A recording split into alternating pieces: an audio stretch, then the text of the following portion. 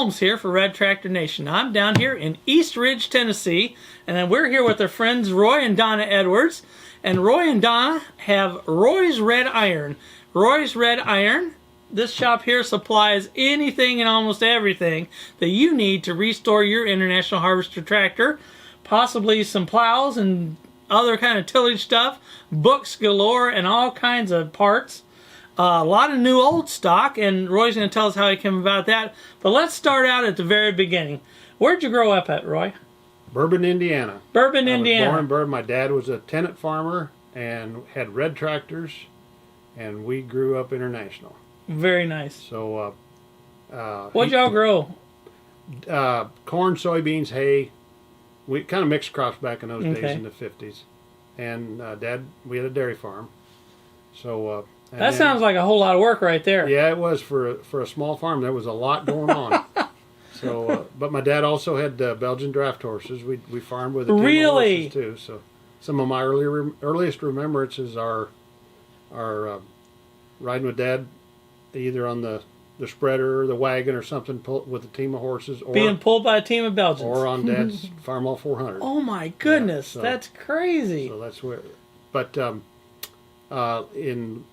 when I turned 18 and graduated from high school, I was able to go to work for the dealer in Bourbon that my dad had traded with. What was the name of the dealer? Bourbon Farm and Home. Roland Okay. Wagner and Jim Summers were the co-owners, and got to work for them in 73. What did you start out as in 73 and 74? I started out driving delivery truck. We had an old International 1600 straight truck, hauling tractors and all kinds of equipment. And I also set up equipment, plows, discs, just all kinds of implements. And then I went off to college, came back and worked for another dealer in Bremen, Indiana, Raider Equipment, and also started Raider Equipment in Bremen, Indiana. I also started out driving truck for them. Okay. And then I worked my way up through parts and sales for a while, and then the farm economy crashed in 1980-81, and oh no, Raiders just about lost the dealership. They were able to keep it going, but I was one of the casualties. I got laid off with several of the other guys, and worked on my own for about a year. Helped a farmer do his fall harvest. Just anything I could do to put food on the table. So what was your favorite position when you were at a dealership? I enjoyed the sales for a while, but the pressure to produce sometimes would get to you, especially when things started tightening up. But honestly, there was always an excitement when the new tractors would come out, the new line. Like I was working there for the 66 and the 86 and the 88 series tractors. So anytime those came around, that was always an era of excitement. So you're the first one that got to touch them. Yeah. And do the setup and all that stuff. Check tire pressure, make sure their wheel widths were correct, and grease them and check all the lubrication and everything. And so over the years, I did just about everything at a dealership, but be an official mechanic turning wrenches. Okay. So I was in sales and parts and setup and delivery, and thoroughly enjoyed those years. But we moved south in 1987, December of 87. I quit working for the last dealership that I'd worked for. After 8 years. Where was the last one at?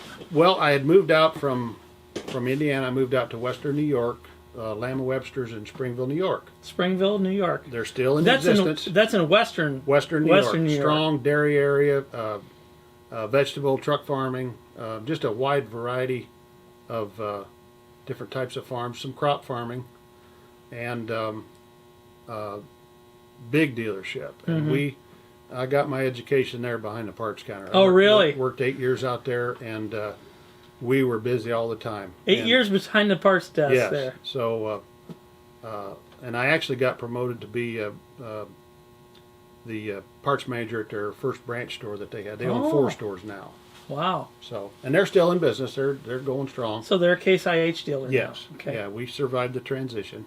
That's nice. And for a lot of things came up in 1988. We moved south here to Tennessee. Who's this we you speak of? Donna. Donna and I decided to move south. Where did you find Miss Donna? Met her there in Western New York. Okay. And we started dating and got married, and and had a blended family. We had she had 2 kids. I was able to adopt her 2 boys, and I had 2 kids, and we made a go of it. So excellent. So we've been married now 36 years. Wow, that's very nice. Yeah. Congratulations. So we moved south in '88, and for several years. Laid low, didn't even go to a tractor show hardly at all. I was just kind of burned out. Did you settle here in East Ridge or Chattanooga area? Right here in East Ridge, yeah. I had a sister that had moved from Indiana down here, and that was our connection or our tie to come down. And then in the early 90s, we started visiting some antique tractor shows or going to see a show. And one time, this was in the early 90s. I was. So you said you were so burned out on the tractors and on the parts there, you didn't want nothing to do with them? Didn't want anything to do with it. Wow. Matter of fact, my younger brother from Indiana was at the very first organizational meeting for the IH Club that they held in Tipton, Indiana, the one year, and then in Winnemac the next year they started the club. Okay. So my younger brother calls up and says, "Roy, I can sign you up as a charter member." Oh, Glenn, I don't want to do any of that. I'm just not into the politics and all that stuff of a club. So I passed up my chance of being a low-number charter member of the IH Club. But anyway, in 1994, then I finally joined the club and been in it ever since. Good for you. So your hat says Indiana, but you're not Indiana anymore. Right. You are... I'm living here in Tennessee, but now I do have, one of my great-grandfathers was a native Tennessean. Okay. So if anybody kind of leans on me about being a Hoosier or a Yankee, I tell them, wait a minute, I got some Tennessee blood in me. There you go. So you're part of the Tennessee chapter. Tennessee Chapter 9, yes. So what have you done for Chapter 9? I've served as director several terms, and twice over the years I've had 2 different terms as president. The Tennessee chapter has hosted 2 Red Powers and 2 national auctions over the years. Wow. So we've... Were you a part of the planning for those?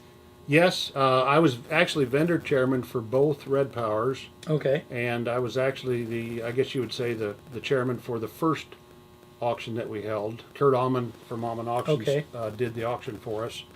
There we had it hosted that at Cookeville, Tennessee at that time. And then helped out with the second auction that we had about 4 years later. You say Cookeville's in Middle Tennessee, though. To me, it is. Your theory is if it ain't east of Knoxville, it's Middle Tennessee. Yes. And I took umbrage because I was born in Nashville, and I call that Middle Tennessee because that's in the middle. Yeah, you are right. Okay, so we'll agree to disagree on that.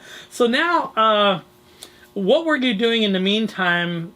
After you moved down south here? When we moved south, I started a carpentry and home remodeling business, and I did that for over 20 years. But in 1994, I got a chance to buy out an old dealership stock of a dealer that had closed out up in West Virginia. Okay. I had known about this dealer way back in the 80s. I had visited that it was a little country store. My brother was actually going to school out in West Virginia, and I went to visit him. Okay. Went to see this little feed mill / IH store. And then about in 1993, I'm going to say, my father-in-law, Donna's dad, who was a construction project manager, was doing a job in West Virginia. They lived at that time right near this little town where this store was. Where the location. So IH place was. Right. So I went to visit, called the guy up. It's called Farmer's Delight in West Virginia. And yes, we've closed the dealership down, but we still own the building. So over a period of about 6 to 8 months, I negotiated the deal to buy out their part stock. Okay. And then I went to my first National Red Power as a vendor in 1994. Okay. So you're working as a contractor remodeler. How do you get up the dough to buy the new old stock for a dealership? We were saving money to buy our own place. We were renting down here, and so you're squirreling away to buy your house. I said, Donna, I'd like to take some of this money. I said, I think we can make money at these tractor parts.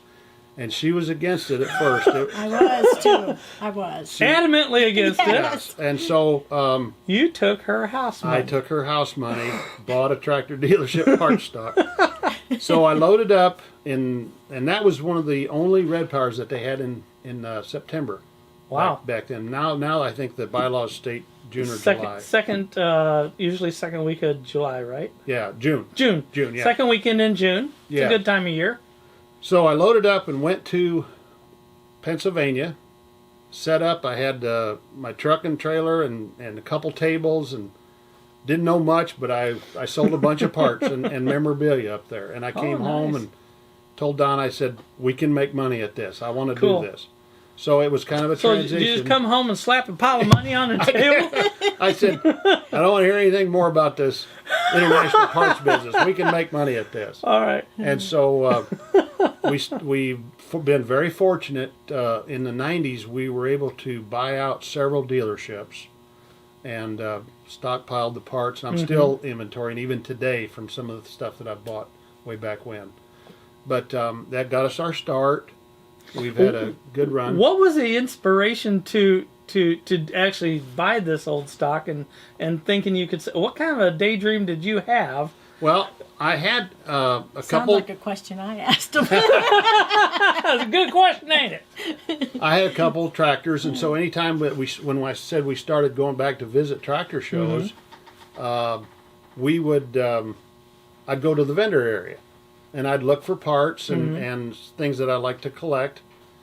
And I thought, well, you know, when I got the opportunity to purchase those parts, I thought that was kind of what my inspiration was, that I not only would be able to glean from what I bought for my own projects, but I'd be able to sell and make my hobby pay for itself. There you go. That's kind of what I was after.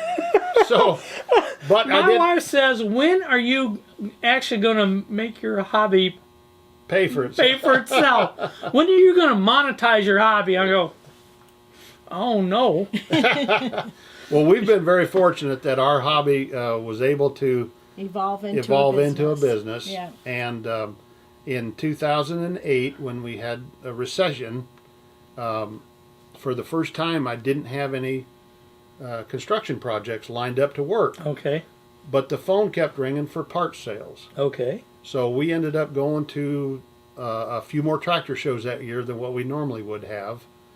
And from that time forward, it was full-time tractor parts, part-time carpentry. And then in 2011, I actually did my last construction job, and I was busy enough by that time that I hung up the tool belt and went full-time in the tractor parts. Fantastic. So it's been a 25-year hobby business / full-time. That has morphed into full-time, yeah. So we full-time business. And it's you know the old saying that if you find something you like to do, you'll never work a day in your life. Exactly. I do enjoy this. I enjoy the interaction with farmers and collectors, people that like IH red tractors. You know, there's that's part of the fun of it, is meeting a lot of people, and we've met some really great people, become not only customers but have become good friends of ours as well. That's fantastic. Over the years, and that's part of it. So you, I know that you advertise. I've seen your advertisements in Harvester Highlights, which is the quarterly that we get from International Harvester Collectors. Red Power. And Farm Collector. I've done a little bit of advertising in Antique Power, not too much, but we advertise there. We have a website, and we usually get a lot of exposure from that. We'll have people that'll recognize, oh, there's Roy's Red Iron. Well, good to see you here, you know, that type of thing.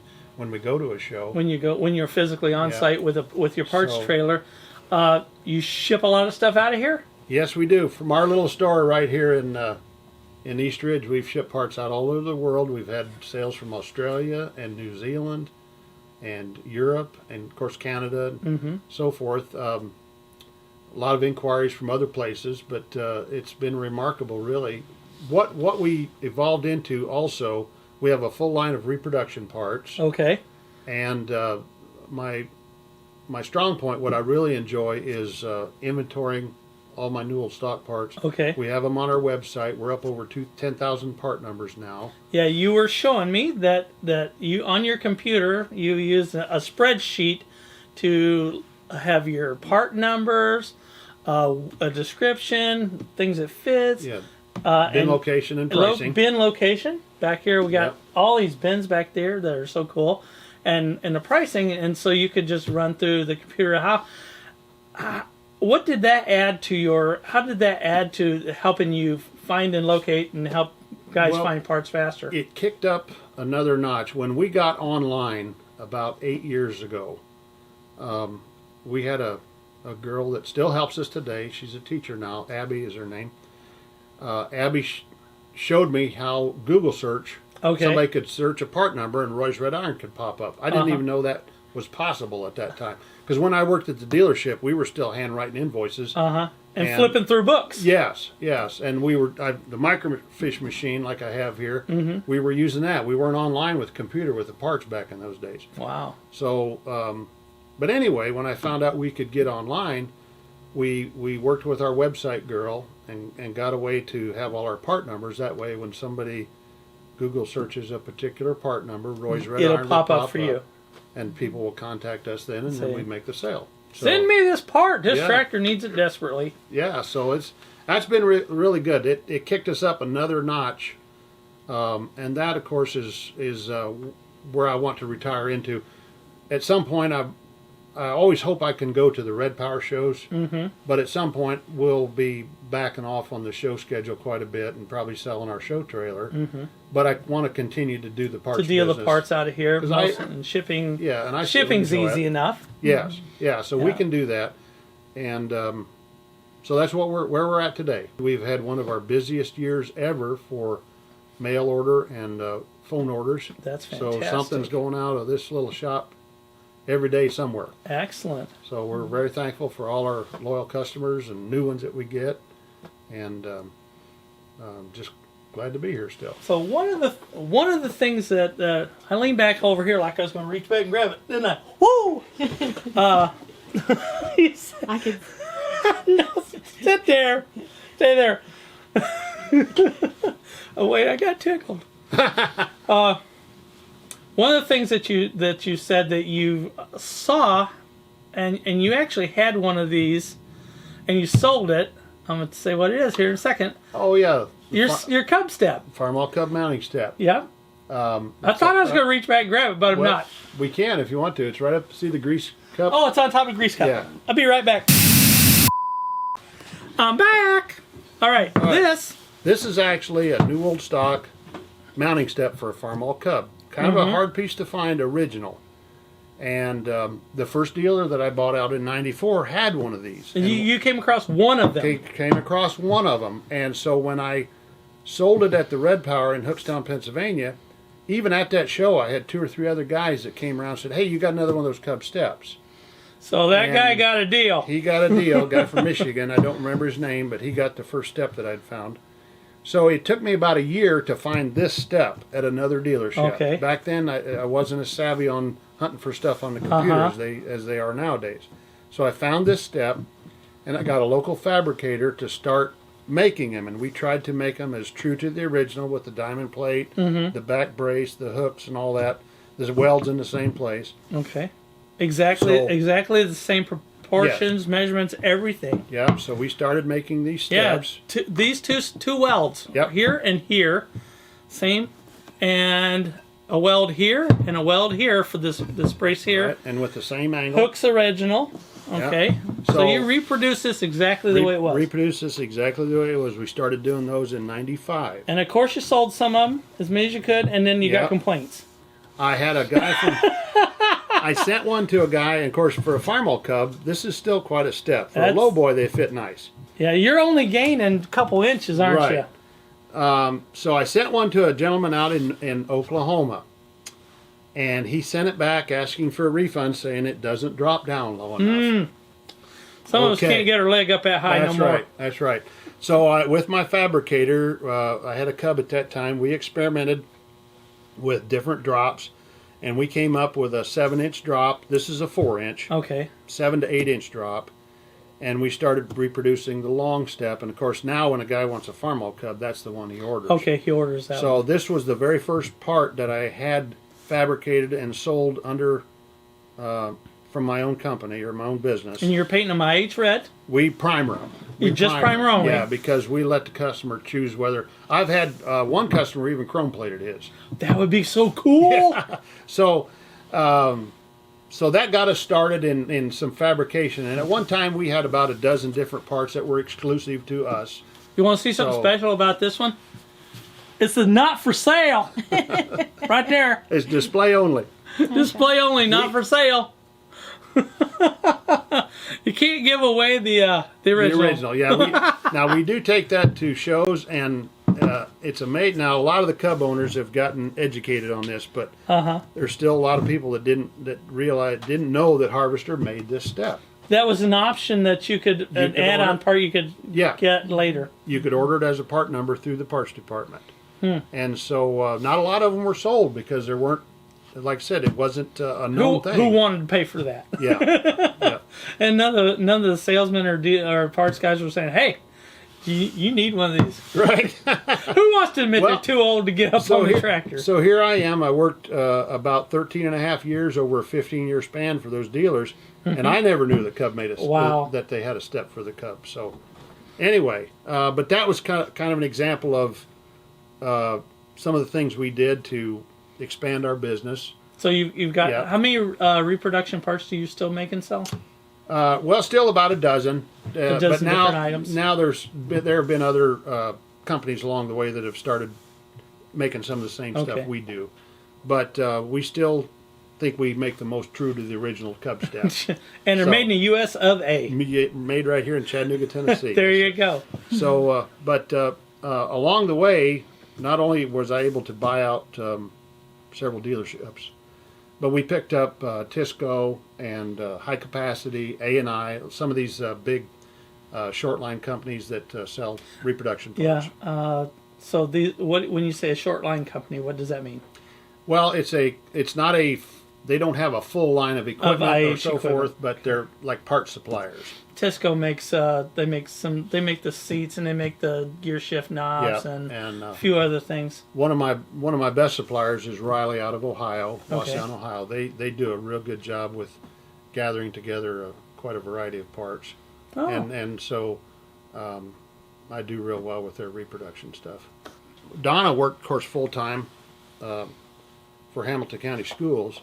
But in recent years, she's stepped up and has done all our QuickBooks and bookkeeping, and she's been stepped up like you wasn't pulling your weight before. Right. But I just do it to play. Since she was able to. So she's putting in more time. Oh gosh, yeah, and she's traveled with me to a lot of Red Powers and the winter conventions, and helped set up and tear down for the shows. Which that is getting to be. The older we get, the more of a chore that gets to be. So did you enjoy it at least? Yes. I think so. I've enjoyed it, and I've enjoyed meeting, the people out there and the farmers out there, and the friends that we've made. I think when we go to a show, it's almost like going to a reunion. So I have enjoyed that, and it is hard work. It's extremely hard. Yeah. I can't imagine having to pack up, having to. Here, the Tennessee just slipped out of me. Having to pack up all those boxes and all those parts. You've seen our displays, so you know. I have. I'm like, oh my gosh. I can't imagine hauling all that stuff in and out and in and out. Yeah. Oh. It's coming to a point where we're going to have to downsize a little bit because we're just getting old enough for this. And we would say that's farming, Yeah. You know what? You know what? You got. It's a hobby that has morphed into a business, and it does pay for itself, and you get to play after you get paid. Yeah. But yeah, it's still working. You just look at it as sometimes you go, well, this is my job. Yeah. This is my job today. Yeah, that's true. But it sounds like you guys have a great time at it. We do. We really do. There's several times that I've said, like when we're behind the tables at a tractor show, that we should do some kind of comedy act between the both of us. But I guess if someone was to, stand and really watch us, they probably would laugh. Or we get a lot of, people picking up parts. What does this fit? And I have no idea. And I'll just say, a tractor. So I have to refer to the expert. Well, if you smile and say it cute, right? Yes. You can get away with almost anything. Now, this has happened several times over the years. Donna especially when I started getting gray hair, she would have a customer there at the show would say, "Would you go and ask your dad how much this is?" And that would, of course, make her day because I said I would if he was here. Oh, that's so funny. You slipped up and told me what year she was born. well, we won't say that on camera. And what'd you say to him? A woman that tells her age will tell anything. So Donna doesn't tell her age. That's right.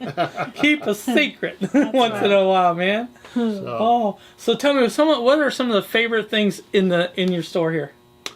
Most all of my furnishings have come from dealerships that I've bought out. Where the racks are, these racks behind us that are sitting. Yeah, these are all original rounded corner shelf ends that Harvester promoted back in the 40s and 50s and 60s. For their displays. I've got some parts bins from Indiana, Fairmount, Indiana, Hasties, where the Hollywood actor James Dean's grandfather and uncle. They used to come in there and buy stuff. That store. Wow. And so I tell folks, well, James Dean probably hung around these bins when he was a kid, running up down the aisles. I have some mementos from the dealerships I worked at, so those are special to me for... Got a pen over here. Oh, yeah. Bourbon Farm and Home. The pen right here. I found that the other day. I'd forgotten I'd had that. It don't work. Well, it's... I said that, well, how much it going to cost me if it don't work? It's not for sale. It's not for sale. See that label? Not for sale. You're gonna have to put a sticker on that says not for sale. Yeah, if it don't work, I can't use it. No how. So I got. You showed me a set of pistons. Yeah, we have some every time so that you could hot rod your tractor up. Fire crater pistons. We've got several sets of those for sale. We have when I unpack boxes from my stock. And I open it up. It's almost like Christmas when I find a really neat old part, like some of the emblems back here. So what's the best thing you've found that you would say was really like Christmas Day when you opened it up? I would have to say probably some of the emblems that I have found, which I didn't know I had. Or where's that gauge at, Donna? I set it right over there. Yeah, I think she's got a picture of it. Yeah, she has a picture of the. Anytime I find a new old stock gauge. Oh really man, cool. That's just like something else. When you get into a dealership, of course, I always look for sheet metal. Right here. Yeah, there's one that I have found. That's just beautiful. That's just absolutely beautiful. That's a new old stock, and we got 340 diesel back here, and some 806. Some 806. If you need a new old stock 806 side emblem, he got them. You got a Cub Lowboy, and we got regular Cub. We got it all. Anything you want, right? That's right. If you ain't got it, we'll find it, right? I was able to, of course, sheet metal is always a good seller. And about 3 years ago, I was able to get into the estate of a dealer from Walterboro, South Carolina. Wow. Had a lot of good sheet metal. The most I ever acquired at one time. And within 6 months, most all of it was sold. That stuff is just really hot. Grills and side plates and hood parts. I had some new old stock hoods. I had some front grills and side pieces and so forth. And for some of the big tractors too. And wow. Those sold fast. Still laying in the box with the part number on. Oh my goodness. So that's always fun. When I'd say that's Christmas right there. I enjoy the hunt as much as anything. Chasing down these old dealerships and getting in and seeing what they've got, and it's still fun to me. A gorgeous IH neon sign over here. Where'd that come from? Oh, that came from the dealer. It actually came from Bremen, Indiana, the second dealer that I worked for. And a little bit of story behind that. The first couple of years I was there, I worked as a truck driver. Okay. And they had built a new store with the tall IH pylons. Oh, with the big pylon. With the IH at the top and then the stripes picture down. Coming down, the big tall signs. So this was actually backed by the loading dock. It was, and they told me to junk it out. My job was to keep the loading dock clean. So you would have been the guy that throws that stuff out. They said throw it in the dumpster because at that time scrap prices were pretty good for that day and age. And I asked the owner, I said, can I take that home? And so I did. They gave it to me, and I took it home, and I kept it there in Indiana for, 20 years. So when we had the National Red Power Show in Lebanon, Tennessee in 1996, I got it restored that year, and we took it to the show and had it hanging in one of the buildings there. It's absolutely beautiful. So, absolutely beautiful. So we were able to have that, and I still have that, which that's kind of special because it came from my home county and the place you worked and the place I worked at. When the dealers, when they changed over, did they keep all their stock and just sell it off like the old IH parts? What it was you were able to still order everything that you could order from before, but almost instantly, Case or Tenneco JI Case would start. They went through a full research where if, like for example, if a bearing or a seal had dual numbers, a Case number or an IH number, they would automatically shift it to Case. So a lot of the numbers that I had learned over the years, you had to relearn new systems. Warranties all shifted to Case. You had to relearn their system. Which if you were a Case guy, no problem. But for me, learning all the IH ways, it was. After you had so many numbers memorized, that Donna says you had difficulties with the numbers at times. What was he doing? He'd come home. Yeah, he'd rattle them off in his sleep at night. He'd just start talking in his sleep, and there'd be IH numbers coming out of your head. That must have been a nightmare or something. I'm working too hard that day. Evidently. But anyway, but we're thankful on the other hand that even today you can still get a lot of the early IH stuff. The part number may change 3 or 4 times. But a lot of that stuff still is available from Case IH, so I guess we can be thankful for that.